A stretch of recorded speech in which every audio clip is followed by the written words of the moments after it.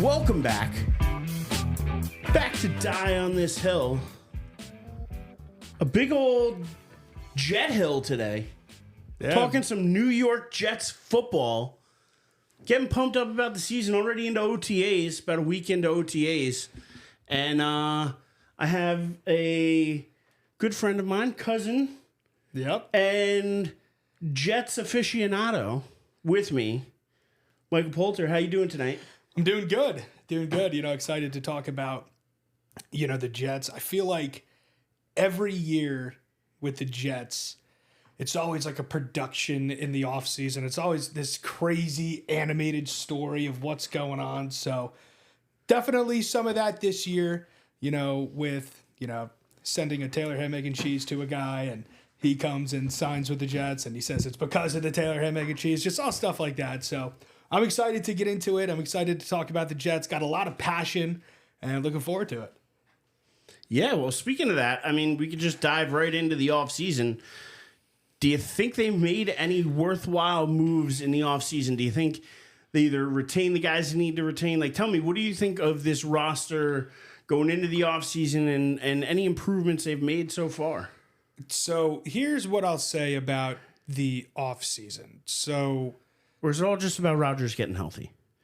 Well, that's definitely a factor. One of the offseason moves that the Jets made was bringing in Tyrod Taylor as your backup quarterback, right? If Tyrod Taylor, and again, this is all Monday morning quarterback, all speculation. If Tyrod Taylor was on the Jets team last year as the backup quarterback, it'd be a lot better than 7-10. But you had guys that should have been on the cover of Vogue magazine and been in the union throwing the football for the Jets throughout the entire year. So to bring in an actual true backup quarterback is good. If Aaron Rodgers can stay healthy, and that's a big if, because who would have thought what happened last year happened? If he can stay healthy, on paper, the Jets have one of the best teams in the NFL. You can't deny that. If you can bring in a Hall of Fame all-time Aaron Rodgers to this already stacked team, it's looking up. It's looking pretty good for him. Well, weapons-wise, maybe, because, you got Wilson, but I don't know if you can look at this Jets roster and say that we're definitively they're a top 5 team. I have a little bit of an issue with that because they're good. They're better with Rodgers, but Rodgers is still aging too. So he's not only 42 now. I think he's 41. I think he's 40, turning 41. Whatever it is. It's not a pretty age. It's not, and not one that you really recover from easy. Speaking to a guy who's now in his 40s and blew his back out around Christmas time picking up an empty cardboard box in the kitchen, I could tell you that it doesn't take much to get injured when you get up in that age. And in that age bracket, it's a young man's sport to some extent. And I just worry about the longevity. Now, the one thing you did point out, and it's got to be pointed out, is they 100% upgraded at the backup QB position, because going from Zach Wilson to Tyrod Taylor is an upgrade. Tyrod Taylor is one of those backups that you bring in because you think you might have an injury risk at quarterback. So I think that a lot of this season rides on Rodgers because, to be honest, they don't have faith in the offensive coordinator. They don't have faith in really anybody other than Rodgers to get the ship right, in my opinion. And defensively, are they going to be as consistent, as good? I look and I see the report now that the Errich's not even at OTAs. So what's going on there? Do you see? Tell me, what do you think? So there's a lot to unpack, right? Yeah. Let's go. Let's unbox it. Let's unbox it one by one. So I think if you look at this upcoming year and don't look any further, the Jets have a team all around that should be money, right? Pending that nobody gets hurt. But again, there's 31 other teams that are pending injuries, right? I think the Jets put a Band-Aid on an open wound with finding these replacements for these important positions that they struggled with last year. You take a look at the offensive line, and the offensive line struggled big time. I felt like the Jets were playing Tetris on the offensive line every week, bringing in someone new because our left guard got hurt, our right tackle got hurt, our this got hurt, our that got hurt. The Jets went out and solidified the offensive line by bringing in a right guard, John Simpson, left tackle, Tyron Smith, and right tackle, Morgan Moses. The right guard, Josh Simpson, he's a good, serviceable right guard. If he's the worst offensive lineman on the team this year, the starting offensive line, that's not bad, right? Where my issue is, and what concerns me, is you take a look at Tyron Smith, and you take a look at Morgan Moses. They come in and are immediately better than what the Jets had at the offensive tackle position last year. However, they're also in their mid to late 30s, like you were saying with Aaron Rodgers. You know, this league, you know, is for the young man. It's not for an older guy. And now you're dealing with the offensive line, not the quarterback. I feel like the Jets splurged to fill the positions of need with veterans without accounting for the future. Now, I want to put a pin in that because they did draft a tackle. They did draft a wide receiver, but we'll get to that because we're not there yet. I feel like for, again, this season only, with everything that they've put together, it's got to be do or die. And I mean, the GM has to believe that. The head coach has to believe that. And I feel like the owner believes that too. Like, hey, listen, like we got to win this now. We put all these pieces together. We got to win football games. The Jets haven't been to the playoffs since Barack Obama's first term. It's been a long time. Oh, yeah, bad. It's been bad. I was in the 7th grade. I was a young the boy. butt fumble days. Butt fumble. That was on Thanksgiving against the Patriots. I remember that. I was like, wait, how could this happen to the Jets? They, for as long as I've seen them, they've been like serviceable to good. And then I saw the downfall for the better half of a decade. Yeah. And, you know, they've righted all the wrongs this year. But you have to do it this year. There's no excuse. Doesn't matter if somebody gets hurt. You've went out and got the backups in free agency in the draft. You have to do it this year. The Bills, you can make the argument, are on the decline. The Dolphins, I think the window might be behind them with everybody that they lost in free agency. So if there's a time to make the playoffs, it has to be this year. If it's not, it's going to be dark hours at One Jets Drive. Well, I mean, eventually it's going to be dark hours anyway, because when Rodgers goes, you got to have a plan. And I just don't think they have that plan yet. So it's going to be, like you said, it's win now. It's all in now. And you bring in guys like Tyron Smith, like you said, you bring in guys on that line to win now. Smith older, though, so that's why you go out and you get Fashanu. You hope he can learn something and may be able to step in, you know, later in the year if, you know, Smith, there's issues with Smith. But, yeah, I do like what they did there. I can't deny it. And, again, it's so much of it depends on what Rodgers does. But I look at it, do you have the faith in Breece Hall, though? Because, I mean, I'm looking at he's already questionable. So, I mean, he's dealing with some stuff already probably. Is he somebody that you can count on to shoulder that load to help him? Because, again, as great as he's going to be without any running game, you're just putting him in danger, because then it's just pinning your ears back, and it's you know what they're calling. So you got to have that run game to balance it. Does he have that there in Hall? And I mean, for a while, it looked like Hall was that guy. I mean, he came out his rookie campaign was really good, but I think he's been battling a lot of injuries. What's your take on Breece Hall? So, and I'll say this into the mic, and I'm going to say this very clearly. Breece Hall is going to be the best offensive player in the NFL this year. No, that's a bold hill to die on right there. You're dying on that hill? I'm dying on that hill. Wow. You're telling me right now. So number 1 overall in fantasy, you should be taking Breece Hall. He's going to make that big an impact this year. Yes. Wow. I'll put it this way. Last year, in an unusual, you know, the stars aligned in a beautiful way, I had Christian McCaffrey and Breece Hall on my fantasy team. Don't know how I pulled it, but I did. You know, because you got McCaffrey early and you got Breece Hall later. I got him later because everyone was like, "Oh, Breece Hall was hurt. We're not going to take him till like the 4th round." He came to me. I was like, I'm not blinking. I'm sending this in. Look at what Breece Hall did last year. You have a better offensive line. You have more weapons on the outside. And you have Aaron Rodgers. Everything that could make Breece Hall better as an athlete, the Jets have done. Right?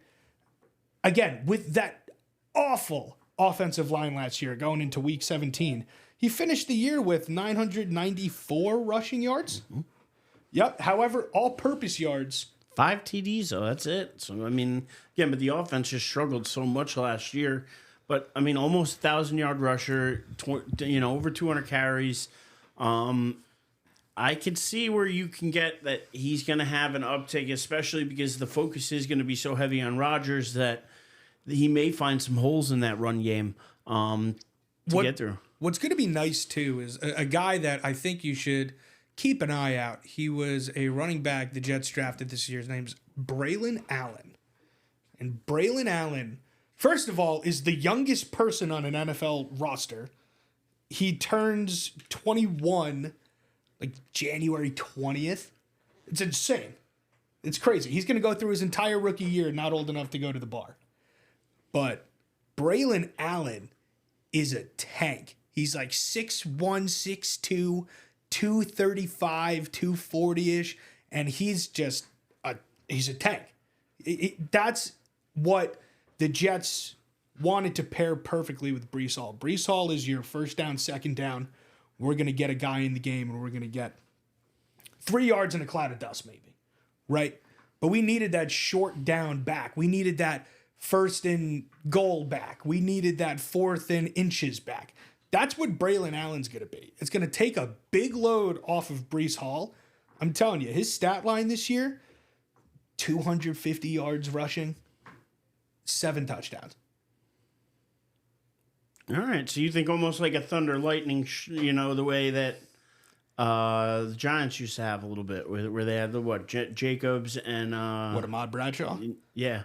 Yeah. The little thunder lightning combo. Yeah. So you're thinking that kind of thing with Breece Hall and Braylon Allen here. I do.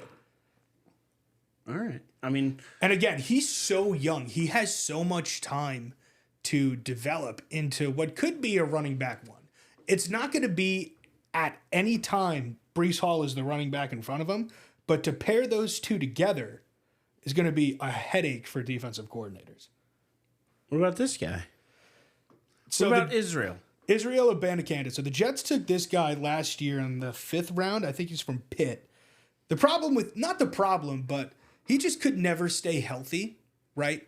And take a look at his height and weight.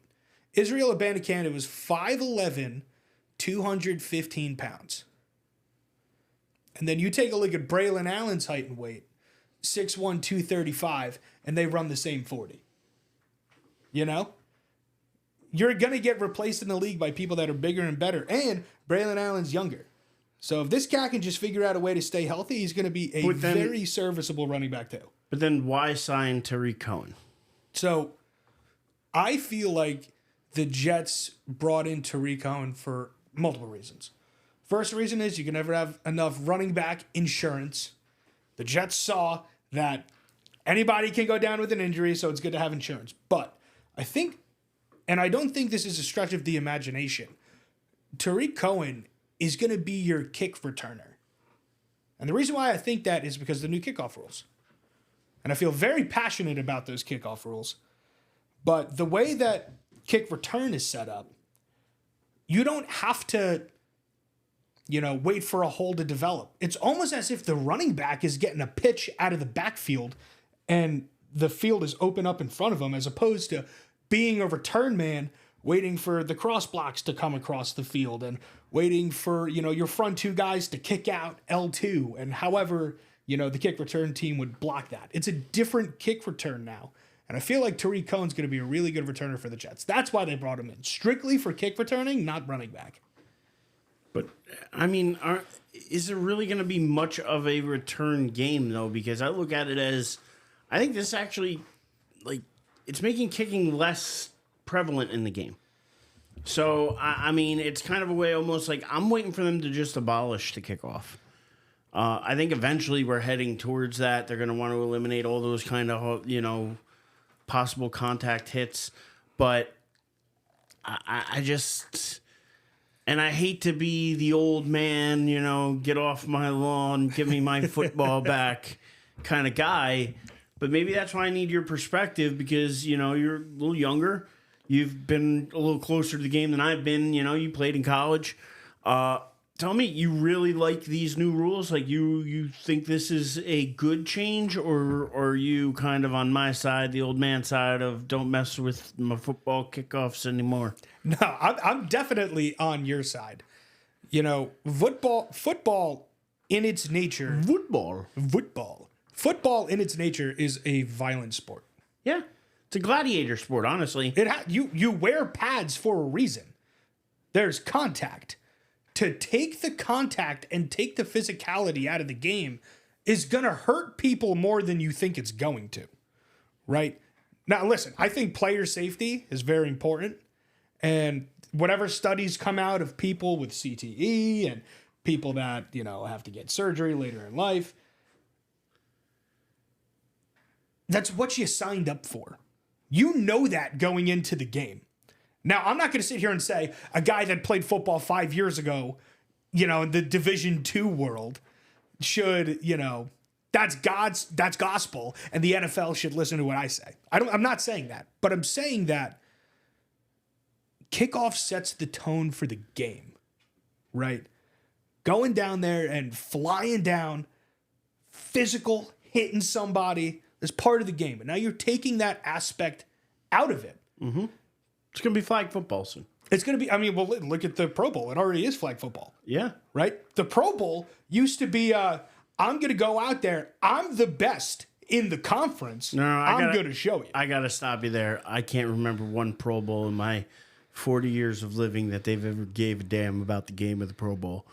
Any player whatsoever. Like, I've never actually seen them try. Like, it's more recent, but I'm talking like 2008, 2009 when Adrian Peterson was playing and he was in the Pro Bowl. They didn't care as much even then. Yeah, but at least a little bit more than what they're doing now. A little bit more. They're playing dodgeball. Yeah. It's atrocious what the Pro... Just listen, award people the Pro Bowl, whatever, but you don't need to do anything else further with the Pro Bowl. Like, no. You don't need the game. Again, it's all money for them, and really that's what it comes down to with the CTE and them trying to legislate the hits out of the game in that way. It's the guys. It's the illusion that they're trying to act like we care about your health. That's exactly it.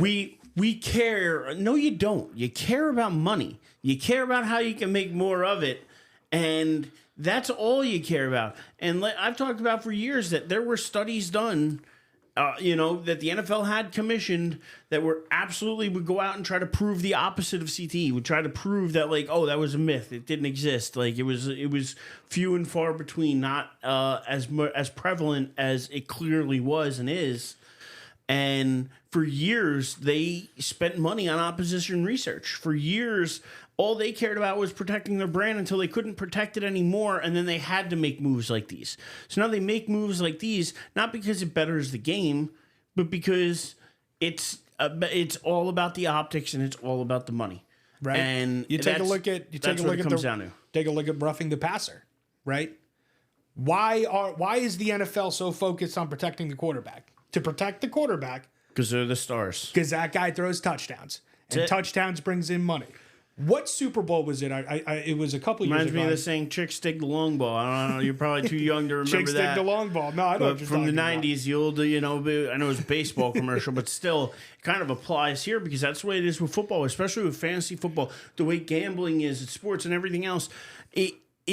Seeing points, seeing guys score, seeing everything, it's an adrenaline rush. It's what the NFL wants to see. It's what they want to promote, and they're very successful at doing it. They've been doing it, so they're going to do it even further now. And I think that's why eventually, we're moving towards kickoffs getting because again, they don't bring in any money. Who's betting on kickoffs?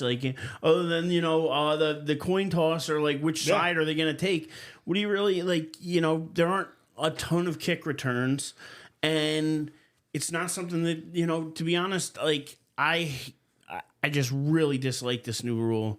And I'm with you that when you start legislating the hits out of the game, when you start taking the gladiator sport out of the gladiator sport, then what are you left with? Like, we can all sit here and play tiddlywinks. We can all, it shouldn't be who's just the fastest and can run. It should be about being able to take the hits. I mean, that's why I still praise Jerry Rice as one of the greatest football players ever and the greatest wide receiver ever, because he had to do it in days when he'd have to go up against guys who, if you went across the middle, you got crushed. Yeah. There was no mercy.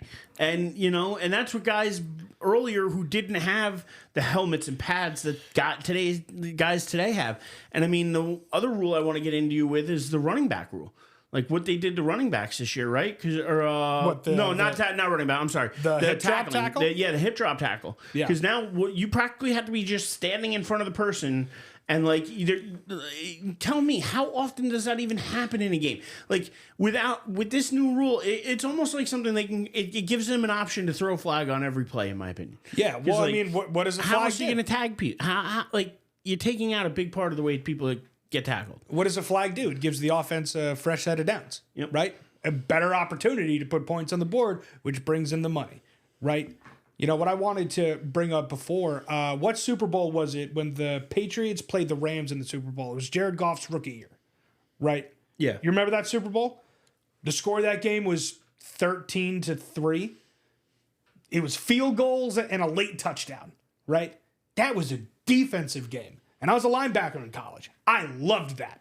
That was awesome. That was downhill football. We're going to fill the gap, and we're going to knock your head off. All game. It was awesome. But for the average viewer, where's the touchdowns? So to go back to this hip drop tackle, it's just going to be another way to give the offense a fresh set of downs, because it's very, very seldom that you're standing in front of the ball player, the ball carrier, to tackle him. Yeah. It's just not going to happen. You're coming from an angle. You're coming from the side. Coming from behind him even? Coming from behind. You have to lunge at him to stop him from scoring a touchdown. What? Now that's going to be an extra 15 yards? It doesn't... Listen, I think they brought in the hip drop tackle because of the Nick Chubb injury, which was horrible. That was horrible. But you can't base that injury off of how everybody tackles people in open space. Couldn't agree with you more. You can't. Again, you're taking the physicality out of a physical game. Sooner or later, it's going to be the quarterbacks are going to wear a flag. I don't know. But it's going to be something that we're going to say the game's over.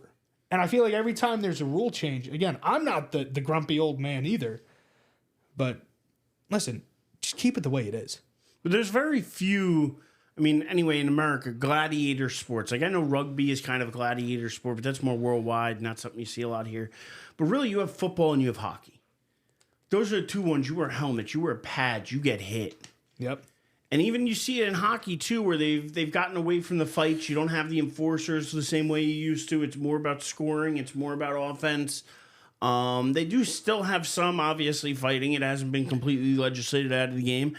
And to be honest, hitting is a part of that game. You're never going to be able to fully legislate hitting out of hockey because it's ingrained in even the technique of playing, in my opinion. And it's the same with football. You're trying to take hits out of football, and you're trying to take tackles out of football.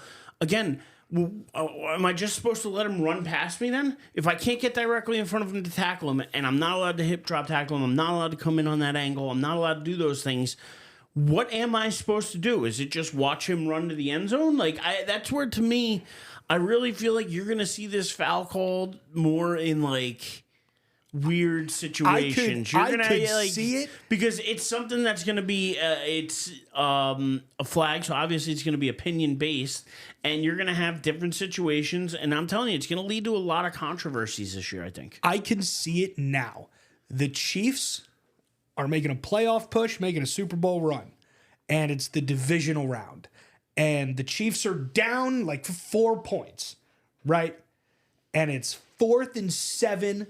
Drag across to Travis Kelce, tackled 2 yards short of the first, flag on the play, hip drop tackle, automatic first, Chiefs go down, score a touchdown, win the game. I could see it happening right now as we sit here June 5th on a Wednesday.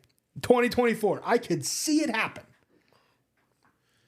Got to tell you, it's going to make a lot of people unhappy, I think. And it's going to make a lot of teams unhappy. It's going to, like I said, you're going to have to find new ways to bring guys down that, again, you're making rule changes based off of one incident.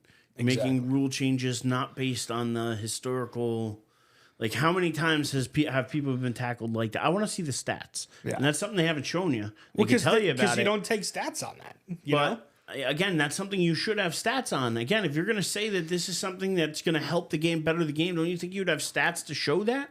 You know, not selfishly, but when the hip drop tackle rule came to light, I was saying to myself leading up to the draft, if I were the Jets, I would take Brock Bowers and just throw him 2-yard outs on every third down. Because that's a hip drop tackle waiting to happen for a first down. That's what I was thinking. Clearly, the Jets had a different avenue they went down with their first round pick. But, you know, to hone back in on the Jets. I think honing back in on the Jets is great here, but I couldn't agree more with you about Bowers. Yeah. I looked at him, and he's a guy that, I looked at as one of the top offensive players in the draft. And although I do like the offensive lineman you guys drafted out of Penn State, because honestly, Penn State produces a lot of good NFL talent. So it's a good school, good pedigree. I get the pick. But at the same time, I think Brock Bowers would have been the more interesting pick, because now you're giving him you're giving Rodgers another weapon. You're giving the defenses another thing to think about.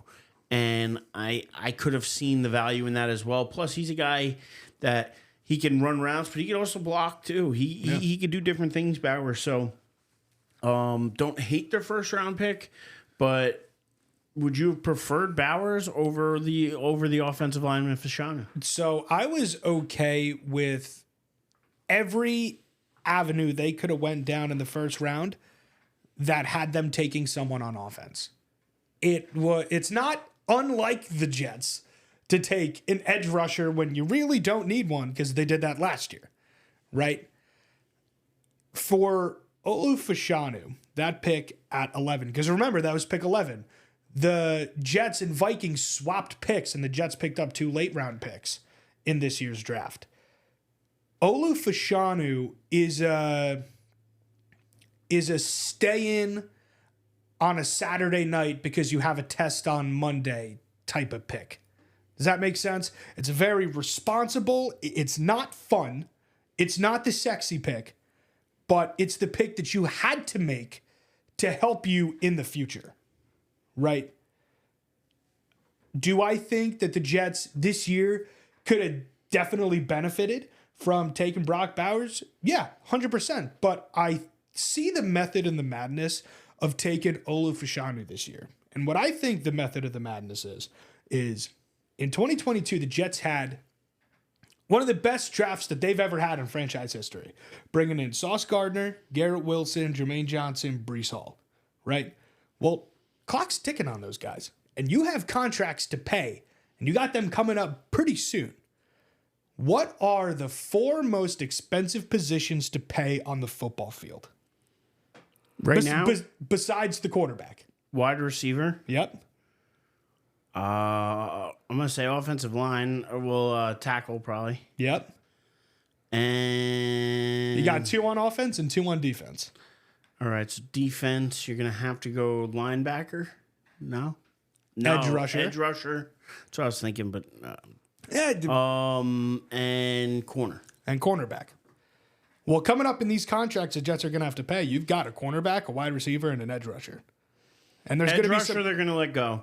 Well, there's some hard decisions to make. However... Running back, they're letting go. I don't think they're letting go of Breece Hall. The way they don't pay running backs anymore. I'm sorry, that unless you're Christian McCaffrey, you don't get a paycheck. So if Breece Hall performs this year the way that he rounded out last year, the Jets will keep him on the team. But what my point is those are the most important positions that you have to pay on the football field. Last year, the Jets took an edge rusher in the first round. And we all said, why on earth would you do that? Why would you take an edge rusher? We already have one. Because now you have an edge rusher on a rookie contract, right? That you don't have to worry about when it comes to paying Sauce, Garrett Wilson, Jermaine Johnson, and you took Olu Fashanu this year, you don't have to worry about going into free agency and finding an offensive tackle again if Tyron Smith doesn't come back. You've got that rookie, so now you can allocate the money that you would pay to those prime positions to the guys that you need to pay to make them Jets for life. I get the method to the madness of bringing those guys in because when it comes contract time, those cats are going to want their money. But that's what I'm saying. That's where I think you got to pump the brakes on the Jets a little bit because they haven't exactly been known to spend a ton of money. Now, they did go out and get Aaron Rodgers. They said they had to go out and do what they had to do. But outside of that, they're not so I wonder, are they going to pay Gardner and Garrett Wilson but again, they can only do that if they got a guy like, say, the kid they drafted out of Florida State. What's his name? Jordan Travis.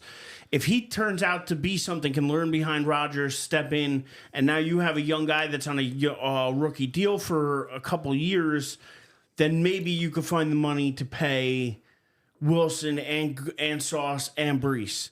I just think that you may be able to sign Wilson, you may be able to sign Gardner, but I think the other two are gone because the only way, like I said, you could do it is if you have a QB on a young deal. Otherwise, that's going to eat up way too much of your cap. And if they have to go out and spend money on a QB, they're never going to have the cap to do it. So that's where I look at it, and I'm like, they're going to keep. I think 2 out of the 4 is realistic, and that's where I think they're going to end up passing on Breece Hall because, like you pointed out, maybe this kid they drafted this year turns out to be something, and maybe Allen turns out to be the guy that they're like, you know what, he could be, a bust type character. He could be a guy that can be a 3-down back for us.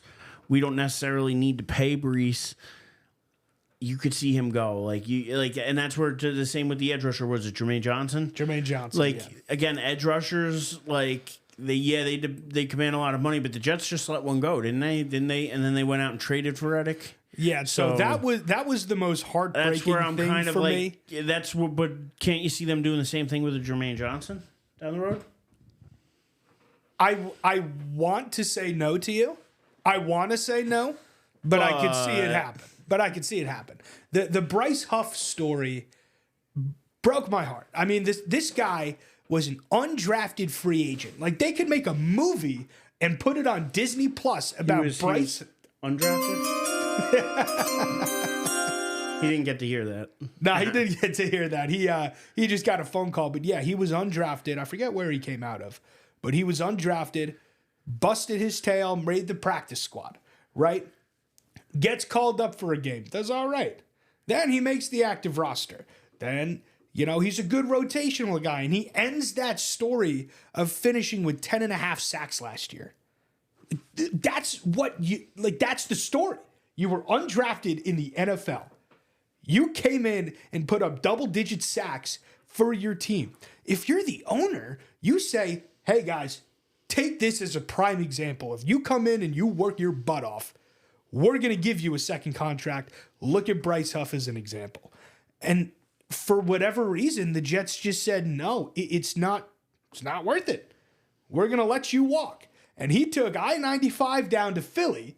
And do you think that was now, see, I want to say, who do you put the blame on for that, though? Do you put that on Saleh? Do you put that on, who's their GM? I'm losing. Joe Douglas. Or do you put that on Woody Johnson and the Johnson family? I don't know if it's Chris Johnson, Woody Johnson, whoever's running the team right now. Well, that's another problem. But I mean, who's calling that shot to say, like you said, because to me, that's a great story. That's them keeping a guy that worked his tail off to be able to make the roster, get to where he got 10.5 sacks. He's a homegrown guy that you didn't draft, but came here undrafted, worked his way into something. That's a story you could sell to the public. That's something that the fan base can get behind. That's a blue collar guy that people feel like they could rally with.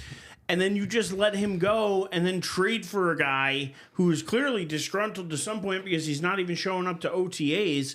Like, what makes you do that? Because I want to know who pulled that string. So do you think that this is a move that Saleh made because his job's on the line? Do you think it's a job that, the GM made because his job could be on the line too? Although I think Saleh's is up first. But I think they both could be gone if some of these moves don't work out. So if some of the moves don't work out, I think they'll be gone. However, I will say right now that Hassan Reddick is a better edge rusher put together. He is a better defensive end than Bryce Huff. And the reason why I say that is Bryce Huff, when he came in, he was a rotational guy. That cat came in on third down with fresh legs screaming off the edge.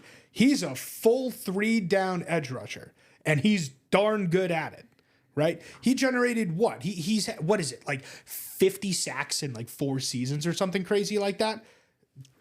I'll take that. But again, that goes back to, if you look at this year and nothing else, the Jets have to do it this year. The reason why he's not showing up is he wants to get a contract. Was that the Eagles saying, we're not going to give you a contract. We'll trade you over to the Jets and let them figure it out, and we'll take your young blood? Yep, that's exactly what it was. It's exactly what it was. And again, Hassan Reddick is going to play for the Jets this year. Are the Jets going to give him a 2-year, $45 million deal that he's looking for? I don't know. But, it all circles back to it needs to work out for them this year. It needs to. Even if it does, right? Like, if the Jets are in the wild card and they lose round 1, even though they made the playoffs, and they haven't done that, and the graphics will go away that come up every November and December of, the Jets haven't made the playoffs since 2010. Like, those graphics will go away. But losing first round in the wild card, I think, is a letdown of what the Jets have put together this year. Like, you need to win at least 2 playoff games for it to be serviceable. Think of it. If you're Aaron Rodgers and you're getting older, like you said, Father Time's catching up to you, you got a bum leg, and you go to the first round of the playoffs with a team that as good as he's ever had, and you're out in the wild card game, are you hanging it up there? Are you saying, I don't know, this probably isn't for me anymore? Or are you saying, this team can do it again? We're going to go back. What are you going to have to pay him? And then again, you get into the conversation of, is that going to mess up re-signing Wilson, re-signing Gardner, re-signing all these other guys? Because now if you have to go into a 2, 3, 4-year deal with Aaron Rodgers, because I'm sure he may just sign a 1-year deal, but he'll probably want 2. If he chooses to come back. And are the Jets prepared and ready to do that? And again, what does that do to their chances of signing those other guys? So it's in every way, shape, and form exactly what you're describing. It's a win this year. And figure it out later.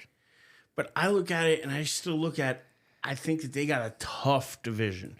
Not because of what's going on with New England, although I think New England's going to be better this year. I think rookie head coach Mayo, I think they're going to come in with a little bit of fire. Their guys, again, I think that, like you think with Breece Hall, I think more Breece Hall is because he's playing for that next contract. Now, what does he have, 2 years before he's up for a contract? Yeah, so he was drafted in the second round, so he's got I 2 actually more expect years. next year to be a better year for Breece Hall because I said this with the Giants.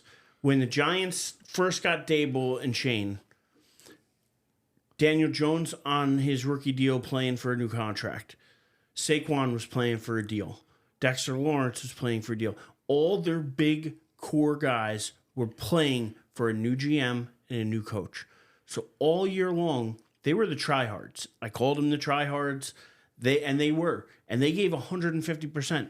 And they made the playoffs. And they won a playoff game. Beat the Vikings. And everything looked rosy and golden. But that was because those guys were giving 110%. They were playing for their contract. They didn't have it yet. Yeah.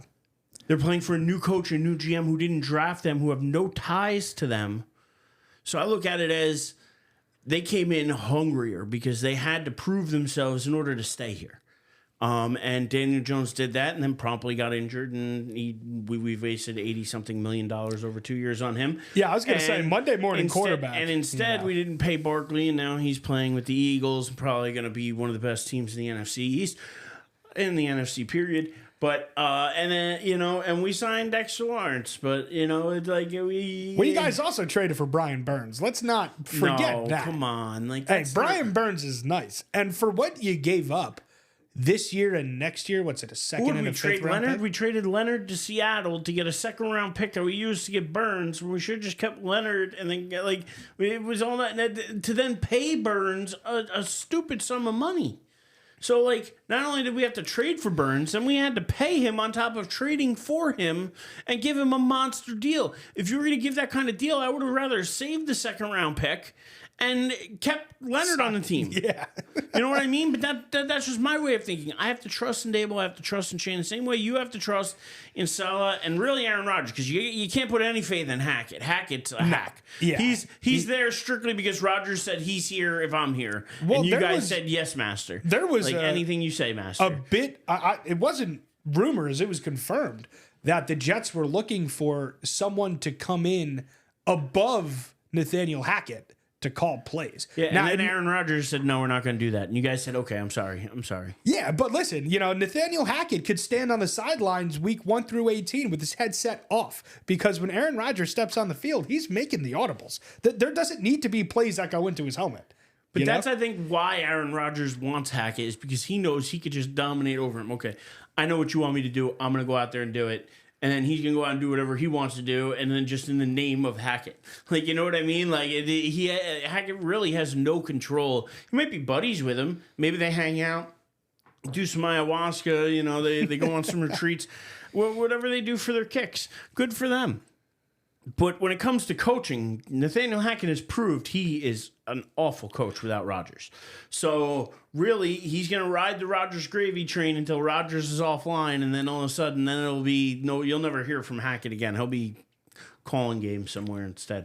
Well, is it Nathaniel Hackett isn't good when Aaron Rodgers isn't his quarterback, or Nathaniel Hackett isn't good when Zach Wilson is his quarterback? Nathaniel Hackett wasn't good with Russell Wilson as his quarterback either. Well, you're right, and that's why he got the boot. But having Zach Wilson as your quarterback and going based off of that, the Jets traded their second overall pick in the draft for a 6th round pick this year.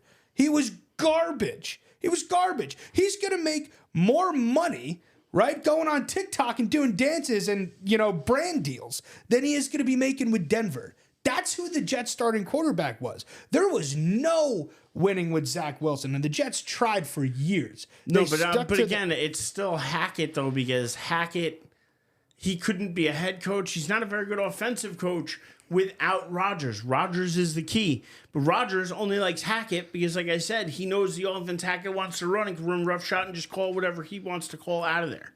And I think that's what he likes. He likes that they're buddy. He likes that, he's got somebody in his corner. Like, Hackett's his guy.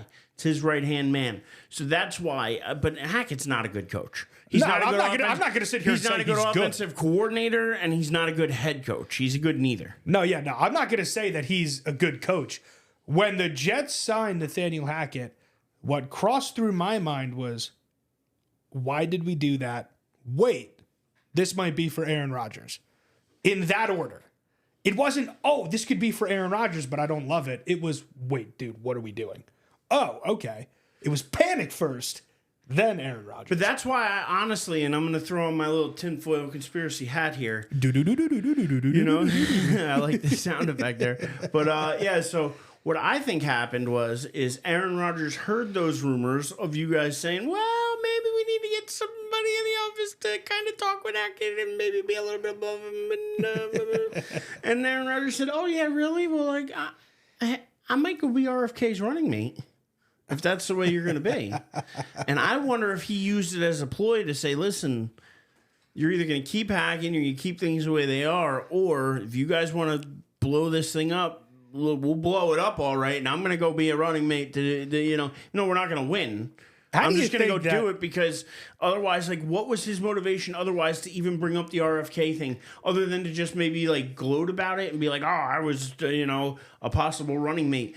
No, I think that it was actually because if something would have happened to Hackett, I think he would have been the type of guy to have been like, you know what?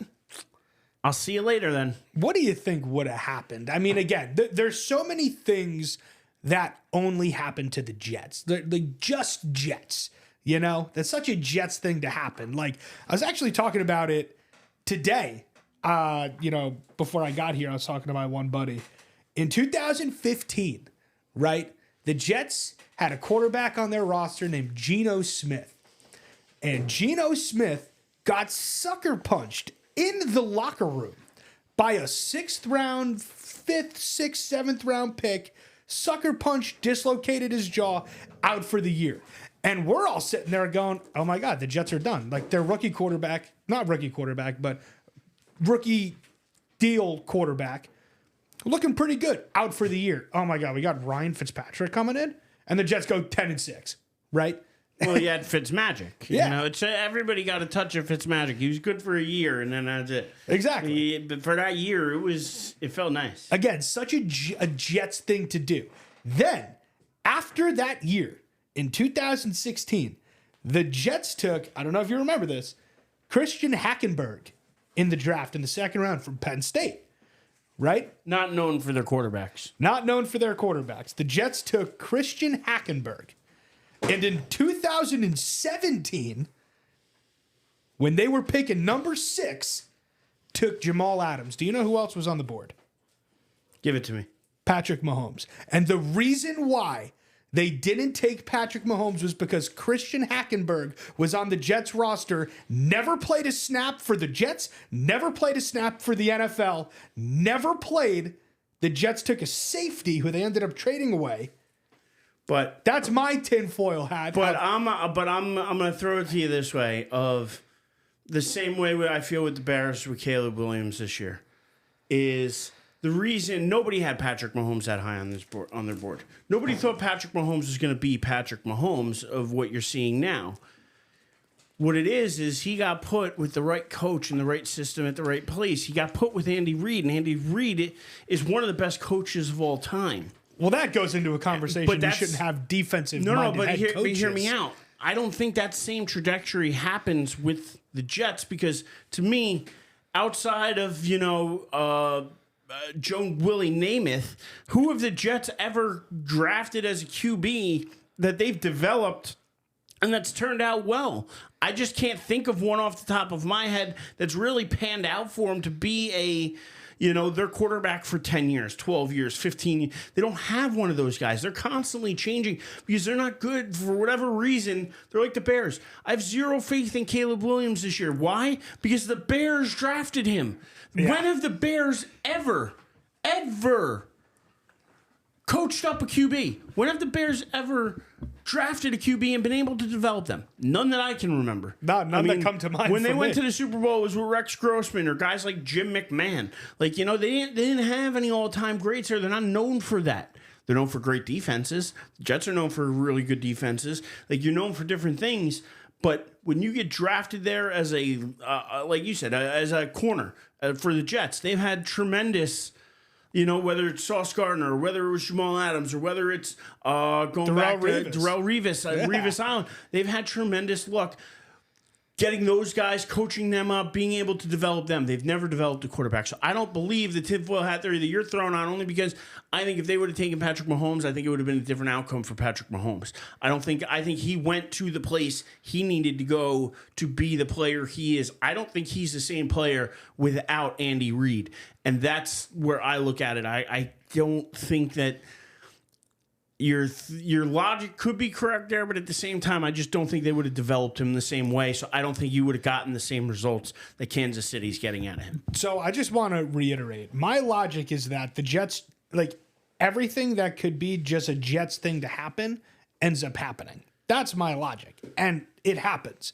Again, who knows if Patrick Mahomes would have been Patrick Mahomes on the Jets? I don't. But the Jets passed up on him, and now he's Patrick Mahomes.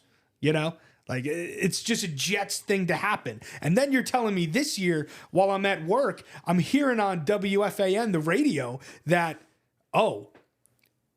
Aaron Rodgers is sending out cryptic tweets, and he might be the running mate for Robert F. Kennedy. I'm like, what are you talking about? How is our starting quarterback in this conversation right now? But again, how did the front office not call him and go, stop it, get some help? How does that not happen? How do you not instantly call him and be like, you're going to do what now? And I guarantee you that's where my conspiracy comes in, is I think he was only had that ploy because you heard about the Hackett thing. And if the Hackett thing was out there, they were trying to either find a way to circumvent him, so it just didn't matter, he was just there, but all the real things came from higher up than him. I just think that didn't sit right with Rodgers, and he was like, if you're going to mess with my boy, I'm going to mess with you, and I may just go do this thing. Now, he never would have run and never would have won because let's just face it. The third independent, you're never going to win. They're just not. Even if a lot of people like him, you're not. Even if you're a big Aaron Rodgers fan, you're not voting for him to run for vice president based on what he did on a football field. Yeah, he's running for vice president because, you know, he won Super Bowl MVP. And no, I don't think you are. So that's where, to me, like, I look at it as it was never a real thing he was going to do because, like, we had no reason to go and do it. But again, like, you don't like Josh He wasn't Allen just going to give up this year's paycheck. Like, even if he took a pay cut for the Jets, he's not giving them all the money back, and he would have had to have done that, I think, if he went and ran, because I think there's got to be some kind of clause in there that says we're not paying you your contract if you're not playing on the field and you're running for president or vice president. I'm sure there wasn't last year, and I'm sure there wasn't going into this offseason, but now there's going to be a clause of if you leave the team to pursue political endeavors, your contract is severed, or whatever that's going to look like. But again, like, you don't have, like, Matthew Stafford's not the running mate. You know, Lamar Jackson isn't the running mate. It's just the Jets quarterback. It is the potential running mate. It's every year. It's a new story. The Jets should have done what I said the Giants should have done. Should have thrown the Ravens 2 first-round picks and taken and signed Lamar Jackson. I wish that the Giants would have done that, because if you took Lamar Jackson's MVP talent, you pair him with a coach like Dable, who got the most out of Josh Allen, I would love to see what he could do with Lamar Jackson. I wanted that so bad, rather than re-signing Daniel Jones for the same money you could have paid Lamar Jackson. Yeah. Again, Monday morning quarterback, that was bogus. You know, do the Giants have an out this year on his contract? After this year. After this year, the Giants can get out from under Daniel Jones. But the problem is, next year's draft class sucks for quarterbacks. Not good. And so pretty much I'm in the mode now of, as a Giant fan, I'm rooting for them. I want them to do well. But at the same time, if they don't do well, I'm on the Arch Manning 2026 bandwagon. Well, that's what I was going to say. You want Daniel Jones to play well this year, then suck next year. So that way, but I think if they take, I think if they go past this year, they got to take him for 2 more. So that's why. Do you? Okay. Yeah. Hey, Archie, get another Manning in the building. Have him wear number 10. Come on. Whatever you gotta the do. story writes itself. Whatever you got to do. Whatever you got to do. Let's make it happen. You know the pedigree's there. You know the kid can play. Let's see him as a starter in college for sure. But other than that, I'm taking him. Let's go. Let's go. You know the family wants to be here. Yeah. Eli could have been drafted by San Diego. They said no, no, sir. Not uno momento. Don't even put that hat on. He didn't even put the San Diego hat on. Yeah. He just held up the jersey. And it was a big thing. But I would like to see the Giants do something like that. But again, maybe that's where the Jets fall into, of if they can ride Aaron Rodgers out to a certain point and then be able to draft somebody like that in 2026. Maybe that makes sense for them. I don't know. But again, you'd have to get Aaron Rodgers to pretty much agree to a 1-year deal after this year then, if that's the case. Is that something he's going to do? Are the Jets still going to be as close next year as they are this year? I keep going back to this point. I think it's going to be the point of the Jets. It's the thing that I think every Jet fan has to die on this hill, that it's this year or bust. Again, if the Jets, more than any other year that you can remember, this is do or die. If the Jets, go past the divisional round, they're in the AFC Championship and they lose, hey, we'll run it back. We're going to get a better team. We're going to run back. This is our division. This is our conference. But if you don't make the playoffs or you're losing the wild card, no, it's done. But are they winning the division? Do you think they win I don't. I honestly think Miami wins the division this year. And I think it's the Jets and Buffalo could both be playoff teams. Is the way I have it. So it's tough with Miami because they did have a lot of free agency losses this year, right? And on key positions, like Christian Wilkins, he was the defensive lineman for the Dolphins, who's been a tank, who signed with the Ravens, who are just getting better. It feels like every year teams like the Ravens and the Eagles, although are already good football teams, put out better products on the field next year than what they had the previous year.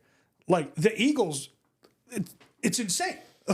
You're telling me last year they had DeAndre Swift and whoever else they had running the football, I forget, but now you got Saquon Barkley. Well, they had Miles Sanders too. I think it was Miles Sanders. There's like three backs that they had.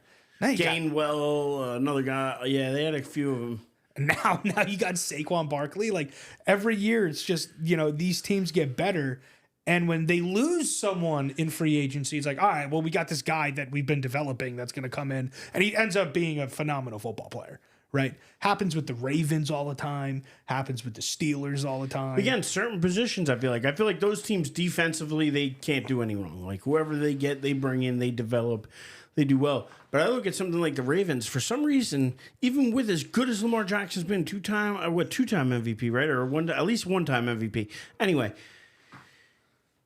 can't develop a wide receiver though for the guy. They got Mark Andrews, one of the best tight ends in the league.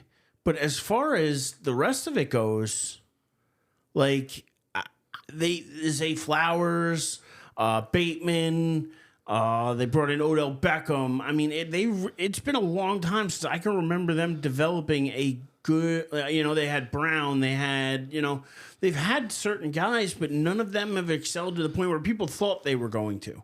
Right. And so that's another team that I look at it and I'm like, well, they seem to draft really well, do really well in these positions. They have great front offices that do really well in the offseason, but for some reason they can't develop a wide receiver to save their life. Yeah, I mean, and I just struggle to understand that sometimes. But maybe it's just a limitation of the offense. Maybe it's the coaching. Maybe it's whatever. But as far back as I can remember, they've gone out and traded for guys, or because Anquan Bolden, he didn't start with the Ravens. No, he was on the 49ers. Yeah.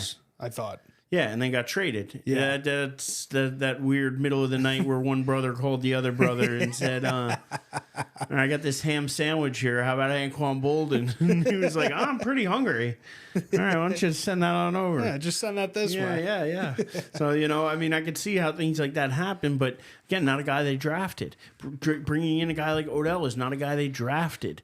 I'm trying to think of, can you name and again, that just goes to my point, though, the Jets, for what they've been able to do so far, they have the weapons here for Rodgers. I mean, I'm interested to see what Rodgers could do with Wilson. He's never, in Rodgers' career, thrown a pass to a first-round wide receiver, I think, ever. It was going to happen last year, but he only lasted 4 plays. Yep. But this is the first time he's going to play with a bona fide, really number one wide receiver and a guy who's drafted high, who has all the skill in the world. And now he's going to have a guy who can get him the ball. What do you look for out of Wilson this year? Because I think a lot of people are going to expect him to excel. Do you think he actually excels, or do you think he kind of not takes a back seat but is okay? But I think other guys excel because Rodgers is going to spread the ball around. So to pair with what you were saying, Aaron Rodgers hasn't thrown a pass to first-round wide receiver, right? Garrett Wilson hasn't caught a pass from a relevant quarterback who puts up average numbers, right? So to get Aaron Rodgers throwing him the football for a full football season. Did he have Flacco thrown to him at all? Okay, he had Flacco for... Flacco's a Super Bowl champ. He had Flacco for 2 games, but not my point. 2 games of a guy. All right. To have Aaron Rodgers consistently throwing Garrett Wilson the football is going to do such good things for him. Let's not forget, the 2 years that Garrett Wilson's been in the league, he's had 1,000 yards receiving from Zach Wilson and, Trevor Siemian and Brett Rippon and, Nathan Peterman and whoever else that the Jets had in at quarterback. He's been 1,000-yard wide receiver. Let's also not forget that going into this past season, right, the Jets brought in Allen Lazard. Allen Lazard was supposed to be the wide receiver 3 on the football team because Corey Davis was the wide receiver 2. 2 weeks before the season started, Corey Davis retired. Now, the reason for his retirement, we're not exactly sure, don't know. Hope he's okay mentally. But that happened 2 weeks before the season started. Like, that didn't happen right now in June. It was September. But they've gone out now. They got Mike Williams they brought in. You got Mike Williams, who's a true number 2, right? So you have a true number 2. 3. Okay. 2, 3, potato. Somewhere in there. You put him on the outside opposite of Garrett Wilson, right? And now you have a good slot wide receiver in Malachi Corley, who you didn't really have last year, right? Where'd they draft him out of? He was out of Western Kentucky or... Yeah, you got it right. Western Kentucky. Western Kentucky? Yeah. Listen, he's a little Tasmanian devil when he gets the ball in his hand. He's like 6 foot, 230, something insane like that. He's a wide receiver, but he runs like a running back, right? Have him in the slot. There were never weapons around Garrett Wilson to thrive, yet he still was putting up 1,000-yard years. So if you can just put other playmakers around Garrett Wilson and let him cook out one-on-one man coverage with any team's number one corner, he's going to be all right. It's just you haven't seen what he is fully capable of because he hasn't had someone to unleash his full potential. Well, speaking of unleashing their full potential, I want to jump into the schedule now. Let's do it. I want to run through the schedule real early, way too early look at the schedule. We'll give a rough breakdown. We don't got to break down every game just now. But, I mean, I look at game number 1 right off the bat. I mean, they play, first of all, they got to play overseas. Not only that, but they have to play multiple primetime games. I believe 4 out of their 8 home games are in primetime. Yep. So you're going to have more... I don't know how you're going to do it this year, man, because I got to be honest, nothing bothers me more than primetime games as I get older. Yeah. Like, give me my football, like, all day Sunday, whatever, Monday night, okay, I get it, but, like, so many of these primetime games, and to have, like, your team have so many, I mean, you love to go to games, but if half of the games are going to be 8 o'clock games on a Sunday night, and you got to get up and go to work on Monday morning... I mean, how many times are you going to be able to call out? I mean, I think your boss is going to notice a pattern by the time the third Monday comes around and you're not there and calling out again. So, like, that's where I'm like, as a fan, I don't love the fact that they have so many. And, I'm a Giant fan, so I can care less. But I'm just saying, as a fan, I'm wondering how you feel. Do you think it's too many prime time games? Do you love the fact that they're in prime time and they're showcasing because Aaron Rodgers is going to ball out? Like, you tell me, what do you think about the amount of prime time games they have? I mean, just looking right off the bat, they start the season off at the 49ers, 8:20 on ESPN. Yeah, so, I went to the Jets home opener last year against the Bills on Monday night. And, we were in the 300s up there, true football fans. The Jets run out on offense. Aaron Rodgers is out there. We clink our beers, say, this is it. This is what we've been waiting a decade for. And, we're drinking. We don't even see. And we look out on the field and we're like, oh my God, somebody's hurt already. Like it's been 2 minutes into the game. And then you look on the Jumbotron and you see Zach Wilson warming up. We're like, whoa, beers down. Whoa. So that was on a Monday night. And this home opener is on a Monday night. Here's a little do-do-do-do-do-do-do-do-do-do-do. The person. Tinfoil hat. The defender that tackled Aaron Rodgers, Leonard Floyd. He's on San Fran. Leonard Floyd is on San Francisco Monday night. Louis scared for you. Yeah, I know. Yeah. Hey, listen, if the Jets' offensive line can protect them for more than 6 minutes, it'll be good news. But listen, going into the year, going against one of the best teams in the NFC, again, I'm a Jets fan through and through. Let's go to the Super Bowl. I think it's a loss. I love the honesty there because I'm with you. I think that's so hard to go cross country. Yep. You're going to have so many storylines like that. Rodgers returning to San Fran where he grew up and the stories from last year of Floyd, whatever. You're going to have all that stuff going on, and I just think it's going to be a difficult environment, especially with a team that it's going to be Rodgers' really first game with the Jets. Like, you could count those 4 plays in last offseason or last, preseason, but it doesn't really count. This is really his moment. So I just think it's going to be tough to gel right away the same way that we know San Fran's already gelled. Yeah, Purdy, like Debo, all those guys, like they know what they're doing already. They've re-signed McCaffrey. I think they'll end up working something out with Ayuk. I don't know what. He doesn't deserve $30 million a year though. No, I think that's crazy. I think he's a good player for their system, but I don't think he's a true wide receiver one. No, but it's going to be harder than though with Justin Jefferson just signing that $35 a year deal. That's a monster. So, That's a monster deal, but that doesn't reset the wide receiver market because Justin Jefferson is the best wide receiver in the league. Like a couple of years ago when Christian Kirk signed that bogus deal with the Jaguars, 4-year, $84 million deal for Christian Kirk.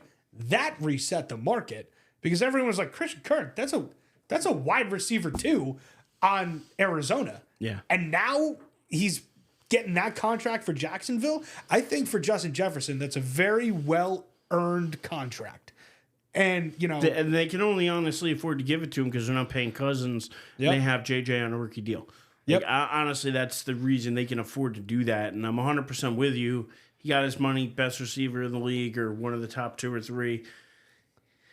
Guys like Ayuk, though, like you said, Christian Kirk, whatever. Ayuk's a really nice receiver. Really good. He can help teams. But to get $30 million a year for him, I think is just a bit absurd. So I think that 49ers still have a couple of kinks to work out. But for the most part, they've gelled together already. They're going to be home. Yeah. I just don't see them losing that home opener. Neither so do I. I'm going to have to agree with you there. I think week 2 is where you can see the Jets start to take off. They're again on the road, but playing a 1 o'clock game against the Titans. That's a team that, they're going to have Will Levis at quarterback probably, right? I mean, I don't... Yep, you got Will. Well, let's not forget here, for the Titans, you got Will Levis at quarterback. No Derrick Henry anymore. No Derrick Henry. Which, by the way, I know who picked him up? The Ravens. Like, just getting better every year. But you take a look at the Titans, right?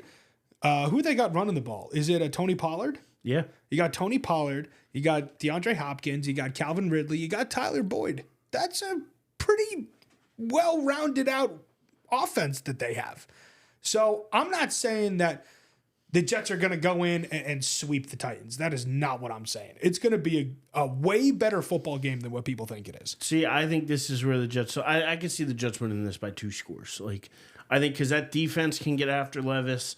And yeah, they might have some weapons, but he's still too young and he's not there yet. So I think that could be a good good start for the Jets, really, because I think the San Fran game is going to still almost be like a little bit almost like preseason. They're still getting punched in the mouth in that game. Like, I think they're going to need to take that, adjust, and I think that those adjustments you'll see in the Titans game, and I think that's where you'll start to see a better performance at Rodgers and the Jets team as a whole. So I think the Titans are a win. Well, let's not also forget, you take a look at week 1. That's a Monday night. You take a look at week 2. That's Sunday at 1 o'clock. Technically, the Jets are on a short week. You take a look at week 2 to week 3. That's a Thursday night game. Jets are on a short week. The Jets are playing 3 football games in 11 days, right? They should win 2 out of 3. They should win 2 out of 3, but man, oh man, did they catch a sour it's not schedule favorable. bump. Like, even though the teams are playing, I think are favorable. The times they're playing and the span they're playing in, I think, is going to be what is really tough. But, I mean, I really think after that 49ers game, they could run a few games in a row because they could beat the Titans. Well, like you said, even if it's on a short week, I think they could beat the Patriots. And then that leads right into the Broncos, who are absolutely beatable. Right? Who's quarterbacking out there? Is it Bo Nix? Is it Zach Wilson? Is it Jared Stidham? But that's what I mean. It's pretty much as bad as the Giants when you have Daniel Jones, Drew Lock, and Tommy DeVito. Like, it's that Cummins. level of, like, once we get past Danny Jones, even if you want to call him good or average or whatever. Once you get about Drew Lock and the other one, like, I have no faith to win any games. Yeah. So even though DeVito had a nice little 3-game run last year, but he screwed that up himself. The fans were behind him, the team was behind him, and then him and his agent screwed that up royally. And my buddy, who's a lawyer, who is also an NFL agent, he wants to tear DeVito's agent a new one because he's like, what an unprofessional piece of crap, pretty much. Like, Yeah. to have that, like, whole shtick on the sidelines where he was showing up, walking around on the sidelines like he was some mafiosa. I get you know it. what Your I mean? last Like, name's Italian, but come on. Can like, we act a little It professional? was a little too much. And then with some of the stunts he pulled with some of the, like, and I know the fans kind of turned at this point. He had a gig set up in Morristown at a pizza joint. Yeah. And he was going to charge him $10,000 to show up. The agent calls the day before or a couple days before and says, Price just went up. Price went up to $20,000. And the owner was like, dude, no. I'm a Like, business. yeah. What kind of, like, no. And, of course, it turned into something bigger. And Tommy ended up did go to Brownie the points for restaurant. Tommy Cutlets, by the way, to do that. But at the same time, it was all a bad look, and I think it took the taste out of the fans' mouths. So yeah, I don't have the same love for him I did when he had that 3-game run. I think that's why you didn't see him after that either. I think that's what led to his benching and all that. So I just think that he's not the future, that's for sure. But Definitely. going to the future, that's where this game could be interesting. You have a 9:30 a.m. game. Is that in Germany? I believe that one, or is that in? I think it's in London. I think it's in the UK. Okay. And But they are playing the Vikings, which is interesting because they're going to be on a rookie. Rookie. Well, if but you're going to have Sauce Gardner matched up with Justin Jefferson too. So one of the league's best corners against one of the league's best wide receivers. I just wonder how that travel is going to affect them, and especially when you talk about how jumbled the Jets' start of the season is, to throw this in there as game 5. So now you've played your first 3 games in 11 days, and you have finally a normal break. You play and then all of a sudden you're over in London. And what I think is that's unique crazy. is if you take a look at the schedule breakdown. Tottenham Hotspur Stadium, yep. Yeah. If you take a look at the breakdown, typically you have a bye after you play in London. And the Jets don't have their bye after London. They're playing Buffalo, right? So they're traveling across the pond to go play the Vikings, coming back here, have a home Monday night game against Buffalo on no bye.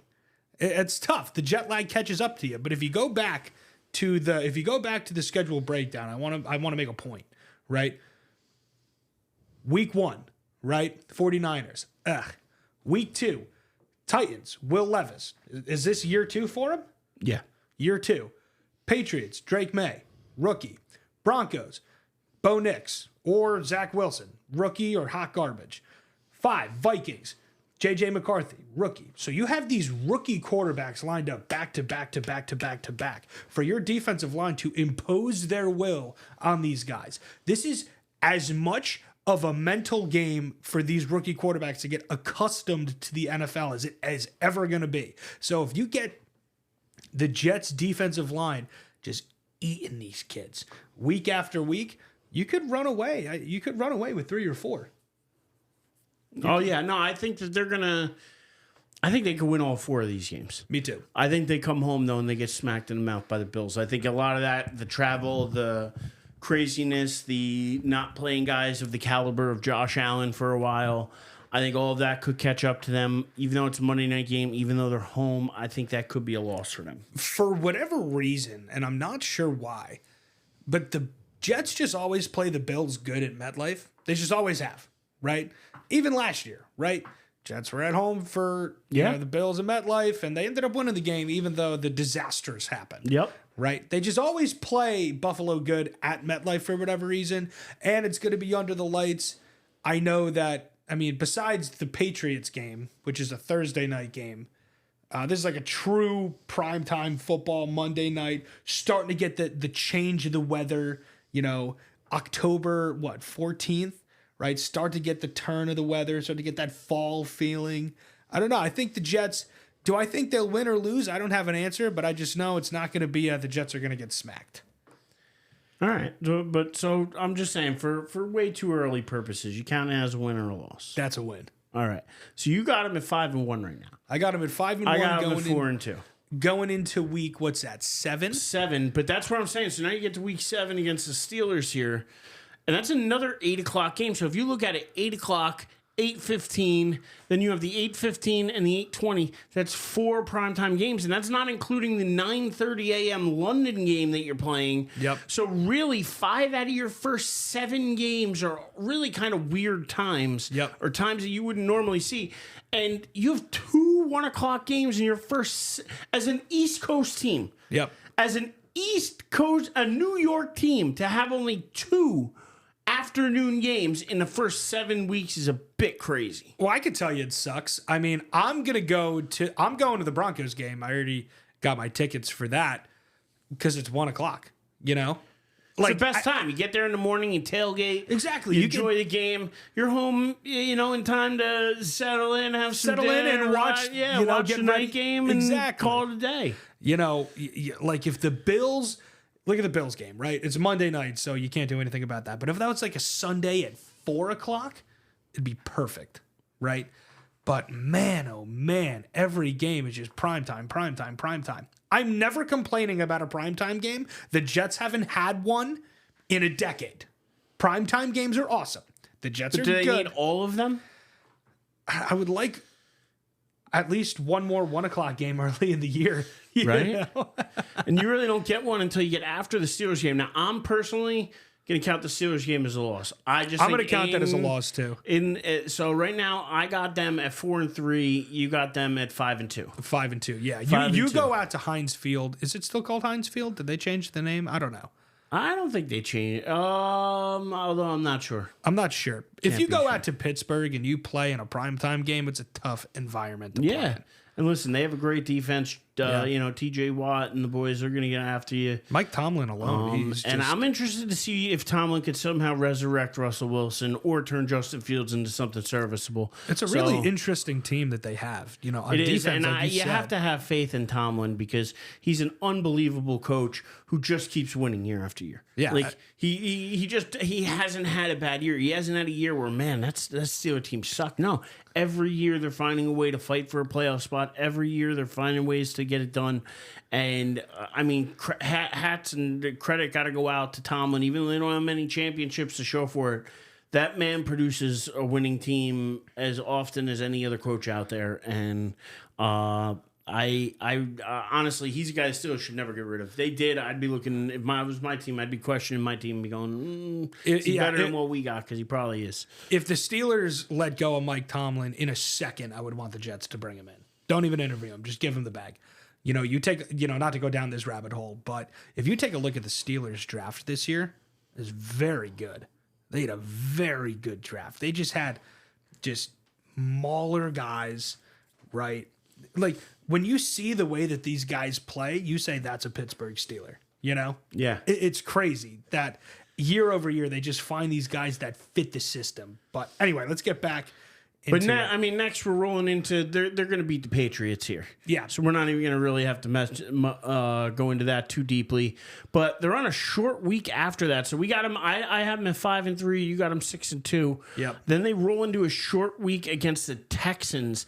And listen, I think the Texans were the biggest surprise team to me last year. The way C.J. Stroud came in and played was unbelievable. I think now to give him a receiver in Diggs is down there now. Yep, and you got Joe Mixon as your running back. Yeah, and Joe Mixon. They're going to be upgraded, and I look for them to get even better this year because they had a lot of good young wide receivers. I mean, Tank Dell was a beast until he got hurt. Nico Collins, they just paid. They have some really good young talent, and they have a rookie QB on a rookie deal. This is a time where they could be something special and could go out and, like you said, bring in Joe Mixon, bring in Stephon Diggs, bring in help for him, and be able to afford that help because he's on that rookie deal still. So I look at that. I honestly think that could be a loss because it's going to be on a short week. And even though they're home for that one, I'm going to count that one as a loss. Yeah, I'm going to count it as a loss too. If you take a look at everything that the Texans have done in the past 2 years, that's what the Jets have tried to do for a decade, right? You bring in a rookie quarterback, right, who figures it out year one, right? You go and find pieces around him, right, going into year two, and you have this loaded team with tons of capital to go and let it rip. Now, I will say, the AFC South for a long time hasn't been that great of a division, but if you take a look at it now, right, the Jaguars with Trevor Lawrence, is he going to pop off? I mean, coming out of college, he was like the best quarterback ever, right? Like, he was the best quarterback ever. I can't stand the generational, it's phrase. the Mel Kiper, Todd McShay hype train that happens every year with these quarterbacks. So I couldn't stand the quarterback class this year because everyone's like, oh my God, Caleb Williams, Drake May, these guys are so... Listen, give me Drake May out of North Carolina. The guy, I'm sorry, he's Daniel Jones 2.0. Exactly. I'm good. Like, you know what I mean? Not every guy who comes out. Now, I was somebody who said that I thought the only quarterback worth drafting in Trevor Lawrence's draft class was Trevor Lawrence. I didn't think any of the other guys were even worth a look, to be honest. So, I think he is going to start showing up. I think you're going to start seeing him play better. I think you're going to see the Jaguars be a halfway decent team. I think they'll be halfway decent. And then you take a look at, we already talked about the Titans a little bit. We'll see what happens there. Again, rookie quarterback. And then you take a look at the Colts, right, for the AFC South. Anthony Richardson got hurt, week 4 last year, out for the rest of the year. But I don't expect much out of him this year. You don't expect much? No. I think even if he's good, I just don't have faith in that team this year. Don't really know why. Did they ever figure out the Jonathan Taylor nonsense? I don't remember what happened with that. Yeah, if they ended up signing him or if he just came back and played on the tag last year. I just know that there were issues there. They're an okay team. I don't think they're a team that should beat the Jets. If the Jets are serious about making a run and doing this, then you got to look at it. And I mean, going back to the schedule here, after the Titans game, they have to beat the Cardinals. Yeah. Even if it's in Arizona, it doesn't matter. You got to beat Arizona. You got to beat Arizona. You have to be able to beat the Colts. You have to be able to beat the Seahawks. Yep. To me, those are 3 games. You look at it, if Geno Smith and the Seahawks are beating you, or the Anthony Richardson coming back, this is really going to be his first full year. And, you have Kyler Murray and whatever garbage they have out there in Arizona. I mean, to me, they've got to run that part of the schedule. And if they do, I mean, I think that sets them up well because to me, they would be 8-4. To you, I think they would be 9-3 at that point before we even get into the Dolphins and Jaguars game. And that's really where I look at it as I think the Dolphins are the best team in that division. They have to play them late in the year. That's the only benefit, in my opinion, to the Jets the second game because it's going to be cold and Tua has yet to win a game in under 40 degrees. So you need January 5th to be a deciding factor. You need it to be a 30-degree day, though. You need it to be just cold. You don't care if it rains or snows or whatever. You just need to be cold, and I got to tell you, I think you guys have a chance there. But I'm looking at it. I think that first game in Miami, I have a feeling they win that game. The Dolphins win that game. And, so I would have them there at 7-4 then. Or no, I would have them, I'm sorry, at... I was at 8. No, so 9-4. I would have him at after. Is it 9-4 or 9-5? Whatever it is, but yeah, I just don't see how they win that game. But I think they come back and they win at the Jaguars. So I think they find a way to win that game at the Jaguars. Yeah. So what's nice about what you were saying, having the Dolphins later in the year, right? You see that when the Dolphins have a home game in September. Right, it's 98 degrees, and the other team is cramping and gasping for air, and the Dolphins win 45-13 because they're just faster than every team in September. Right, the Jets are going down to Miami in December, so at least the temperature is going to drop a little bit, which plays in the Jets' favor. Now, do I think the Jets are going to win at Miami? No, I don't. But at least that they have that in their corner. That it's not going to be a hot September day because September in Florida is hot, And then, same applies for Jacksonville. You're going to be playing them mid-December. And I would imagine that the Jets will probably just stay in Florida. They're not going to fly home for 3 days and then fly back down. They'll probably stay down there for the week. Yep. So I could see the Jets losing to the Dolphins but beating the Jaguars. Yep, I'm with you there.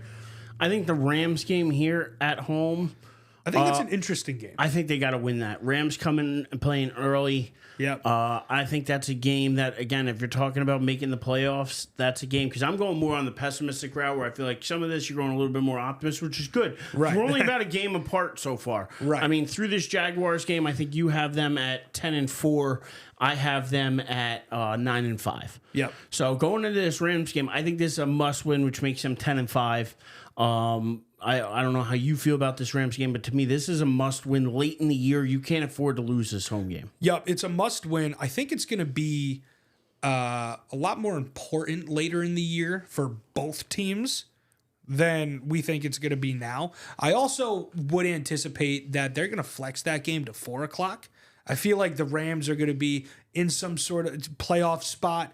Jets are going to be fighting for a playoff spot. Kick that to the 4:00 game. You give the Rams the extra 3 hours for their jet lag. I could see that happening. Right now it's a 1:00 game, but I could see them kicking that out to 4. And I think the Jets, like you said, have to win that one, but I don't think it's going to be as easy as a game as people may think, even though Aaron Donald's not there anymore. The Rams are going to be a tough team with Cooper Kupp, Puka Nacua. It's going to be a tough game that the Jets are going to have to win at home. And then going into week 17 at Buffalo, late December, it's cold, right? I think these last 2 games Aaron for the Rodgers Jets, could play in the cold, though. Green Bay.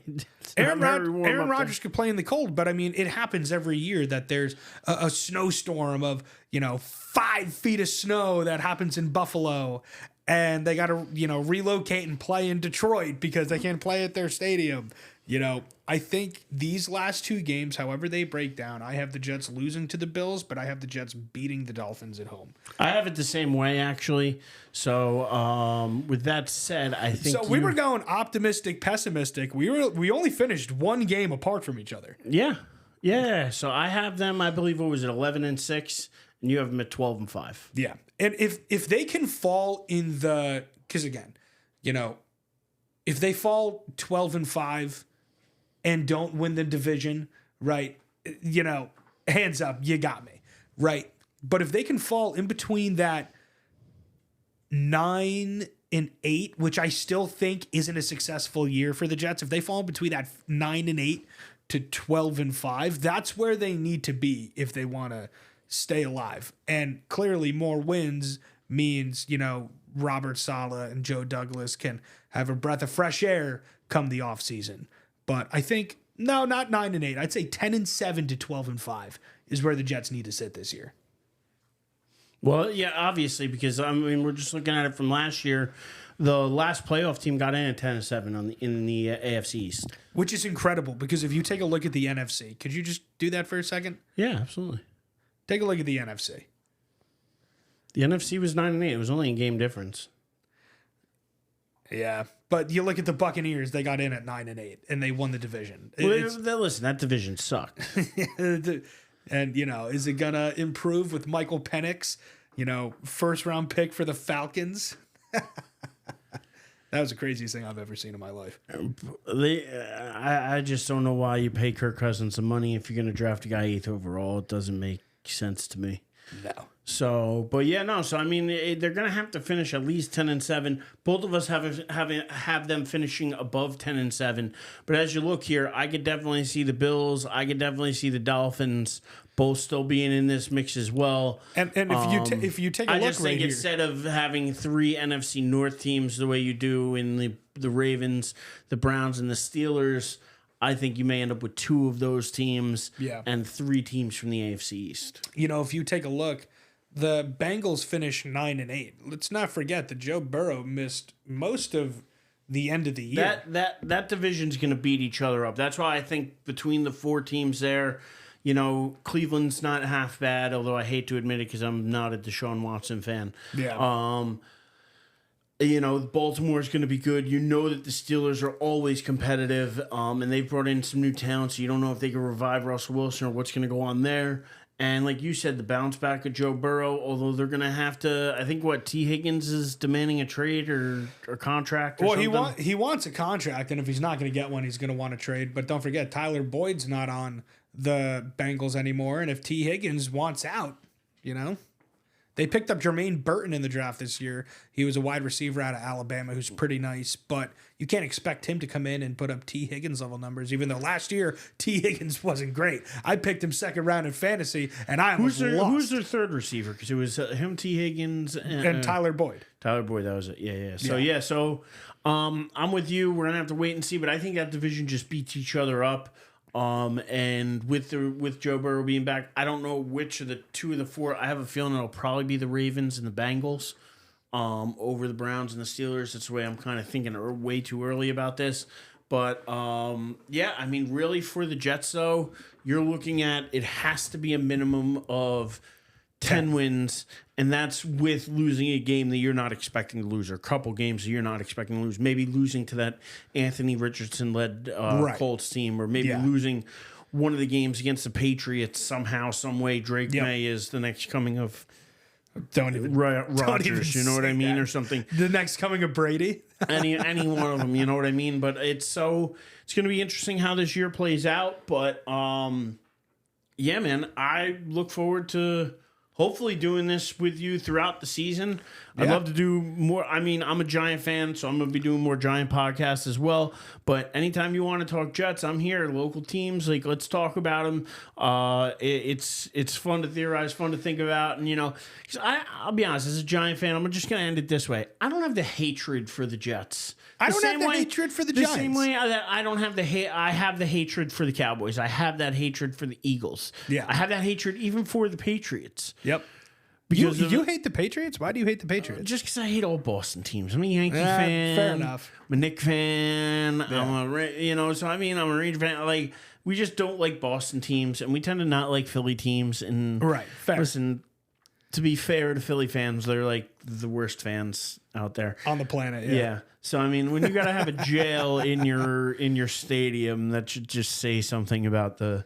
I mean, they threw snowballs at Santa Claus. Like they do things like that. Yeah. So I mean, I have many reasons why I don't like those teams, but the Jets really haven't done anything wrong to me. They're kind of like the Yankees and the Mets.